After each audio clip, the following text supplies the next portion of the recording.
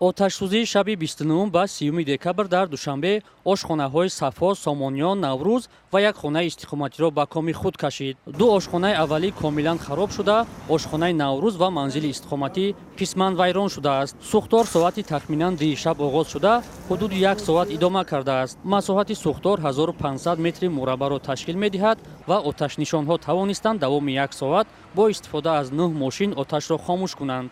ҳамсоя дара задам, шаб дер хуб рафтем. Вақтчам амид ҳамсоя дар лесинзо бурмад, овози пошами шарфаи поша шиндем. Бурмадам хиёлам борун ай. Ки ами алов баланд сӯхтеста. Ба келимуна бачаҳое ки майдак дорем бурмем ҳадар бодам. Хунаи ҳамсоя ҷо кардем. Ҳамо бурмада тахмин 10 минут пас да. 10 минут пас ҳамҷа расидам. Бисёр шаб пеш ба тарафи як мошин шамҷа бачам оварда. Баъдам мошин камтар ёрдам кард. Агар вай намемуд ҳамаам хел месӯхтам.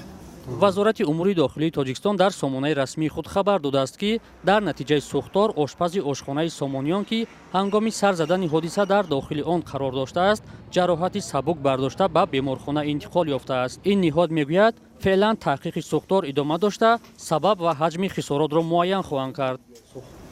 Хунаи мо хеле хуту шоҳиди ҳоли ина мисол хона криша ина ҳама сӯхта валангоши курпача буд. Адиёл хай рӯзгор чизи рӯзгори зиндаги телевизор, DVD ҳама чӣ буд. Ин документи хунам дар ин боло буда ҳама сӯхт.